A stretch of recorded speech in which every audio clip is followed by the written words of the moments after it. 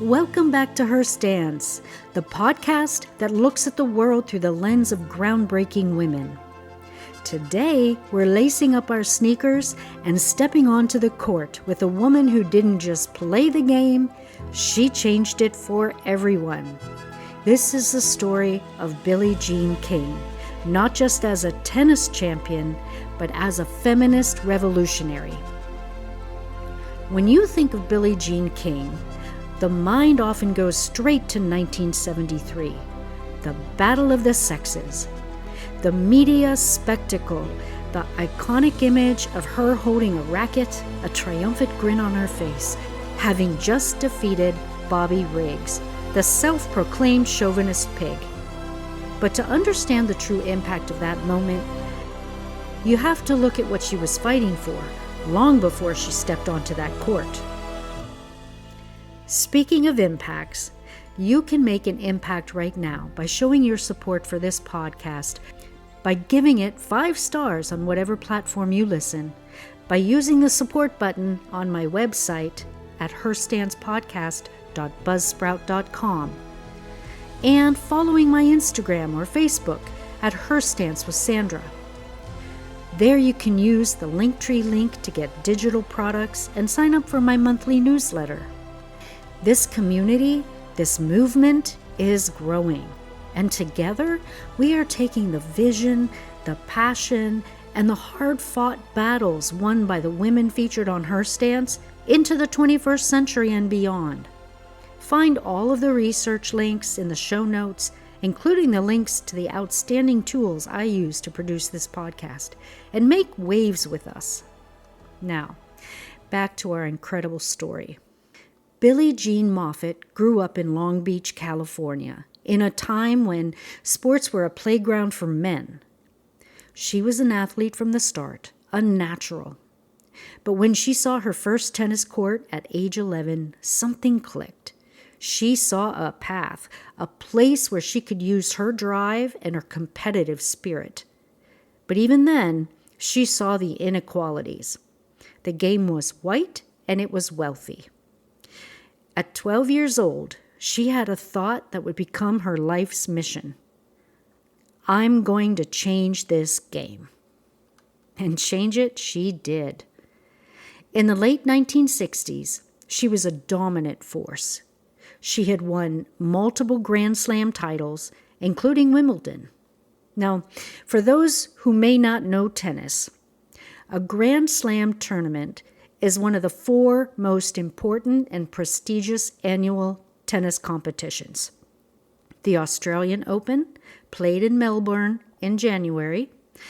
The French Open, also known as Roland Garros, played in Paris in late May, early June. Wimbledon, of course, played in London in late June, early July. And the U.S. Open, played in New York City in late August, early September. By winning the Grand Slam refers to the rare feat of a player winning all 4 of these major tournaments in the same calendar year. Another fun fact about these tournaments is that they are played on different surfaces: traditional hard court, clay, as in the French Open, and grass in Wimbledon. Only 5 players have won all in 1 year, and Margaret Court of Australia was one of them, a fierce rival of Billie Jean King over the years. They matched up 34 times in the 60s and 70s and met in a Grand Slam final 5 times, with Court winning 4 of those encounters. These were outstanding competitive matches to behold. But the prize money told a different story. In 1970, King won the Italian Open, but her prize money was a measly fraction of what the men's champion received. Ilie Nastase was awarded $3,500. Billie Jean King, $600. This wasn't just unfair, it was insulting. It was a clear message that her talent, her hard work, and her dedication were worth less. And that message was not just about tennis. It was about every woman in every field. Billie Jean King saw the bigger picture.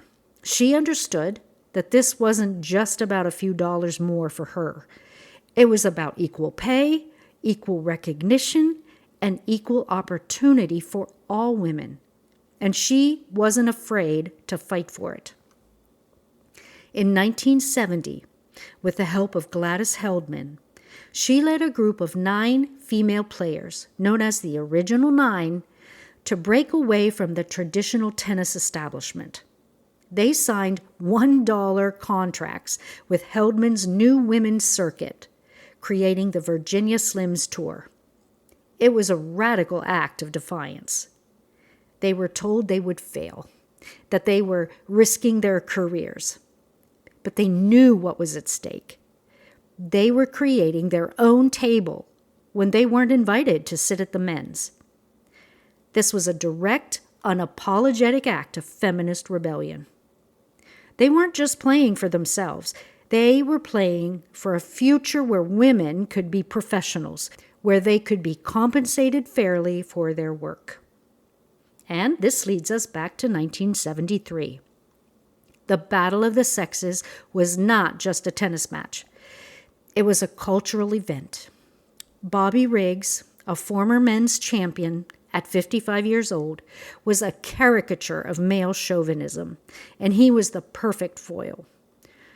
The world watched as he mocked women's tennis, saying they were not strong enough and that their place was in the kitchen and the bedroom. For many, this was a circus. For Billie Jean King, aged 29, it was an opportunity. She was shouldering the hopes of an entire generation of women. The match was an incredible spectacle. But beyond the glitz and the glamour, what was happening was a profound moment of feminist solidarity. It was a chance to prove on a global stage that a woman was just as capable as a man. And when she won in straight sets, 6-4, 6-3, 6-3, a setup just like the men always played, she didn't just win a tennis match, she won a cultural victory. She proved that women belonged on the biggest stages, that they were not an asterisk, but the main event. Her victory was a powerful symbol that the old order was being challenged and that a new one, based on equality, was emerging. But her fight didn't end there. Billie Jean King was a key figure in the passage of Title IX in 1972, the landmark legislation that prohibited sex-based discrimination in any school or educational program that receives federal funding. This law would go on to open up sports opportunities for millions of young girls, creating the very landscape that she had once dreamed of. King's life and work continued to evolve, solidifying her status as a global icon. It always seemed to be played out in the public eye. She had been married to her husband, Larry King, an attorney, pilot, real estate broker, and an American sports promoter, since 1965. However, she wrestled with her sexual identity. Famously, she had an affair with her then assistant, who outed her in a palimony suit in 1981. King admitted the affair publicly, but stayed with Larry for 6 more years. Despite her representative's advice to deny the relationship, King chose to be honest about it, becoming one of the first prominent athletes to publicly acknowledge a same-sex relationship. The immediate aftermath was severe. She lost all of her endorsement deals, costing her an estimated $1.5 million. This public revelation was a pivotal moment in her life, leading her to become a more outspoken advocate for the LGBTQ+ community. She has since reflected that it took her until she was 51 to become comfortable in her own skin as a gay woman. Today, she's happily married to another former tennis great, Ilana Kloss, and they've been together for over 40 years. King retired from professional tennis in 1983, but remained a powerful force in the sports world and beyond. Her work continued through organizations she had co-founded, such as the Women's Sports Foundation, WSF, which advocates for equal opportunities for girls and women in sports. And in 2014, she co-founded the Billie Jean King Leadership Initiative, a nonprofit dedicated to promoting diverse and inclusive leadership in the workplace. She has also remained active in tennis as a coach and commentator, leading the U.S. Fed Cup team to multiple victories and coaching the U.S. Women's Olympic tennis team. Beyond tennis, she has been a director for the Elton John AIDS Foundation, showing her commitment to a range of social justice issues. And she's also a part owner of professional sports teams, including the Los Angeles Sparks, of the Women's National Basketball Association, and Angel City Football Club of the National Women's Soccer League. Over the years, King has been recognized with numerous prestigious honors. In 2006, the United States Tennis Association renamed the facility that hosts the U.S. Open in her honor. The USTA Billie Jean King National Tennis Center is the first major sports venue to be named after a woman. In 2009, President Barack Obama awarded King the Presidential Medal of Freedom, the nation's highest civilian honor. She was the first female athlete to receive this award. In 2020, the Fed Cup, and in 2024, she became the first individual woman athlete to be awarded the Congressional Gold Medal. And she has been named one of the 100 most important Americans of the 20th century by Life magazine. And a statue of her was unveiled at California State University, Los Angeles, in recognition of her work. Billie Jean King's legacy is not just in her 39 Grand Slam titles. It's in the prize money that women tennis players earn today, which is finally, in some cases, equal to the men's. It's in the opportunities for young girls to play sports in high school and college. It's in the quiet, powerful message that she sent to every woman who has ever been told they are less than. She was a fierce competitor, a strategic thinker, and a brilliant athlete. But most importantly, she was a feminist warrior who understood that the personal is political. Her stance was not just about hitting a ball.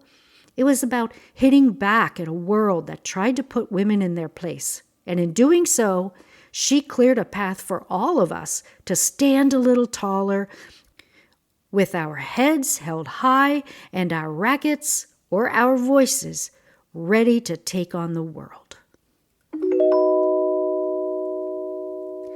It's time for our HerStance challenge. And wow, what an amazing woman. I had a very hard time deciding what the challenge would be this episode. So many facets to Billie Jean King's story. I think Billie Jean King epitomizes the unpopular stance, often her stance. In 1970, Billie Jean King and 8 other female players, known as the Original Nine, broke away from the tennis establishment to protest the vast pay disparity between men and women. They risked their careers to form their own tour, the Virginia Slims Circuit, on a $1 contract. Here's your challenge. Identify a cause that you believe in that might not be popular with your friends, family, or colleagues. The challenge is to take a small, tangible step to stand up for that belief, similar to how the Original Nine risked their careers for a principle. Share your experiences of taking an unpopular stance. I would love to put together an episode of Listener Voices, how this community is taking the unpopular stance and making a difference right where you are. Send in your story of how you took that small, tangible step and what happened. How did you feel? What changed? Send me your story in an email to contact@elevateherexistence.com. Perhaps I'll contact you for inclusion in an episode in the future for a shared Community Voices episode. You've been enjoying HerStance podcast, written, produced, and hosted by me, Sandra Cayley.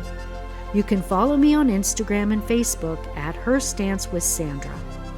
There you will find my Linktree link to sign up for digital products, my newsletter, and more. Support me and the mission of HerStance at the support button at my podcast website at herstancepodcast.buzzsprout.com. Until next time, keep taking the unpopular stance. HerStance.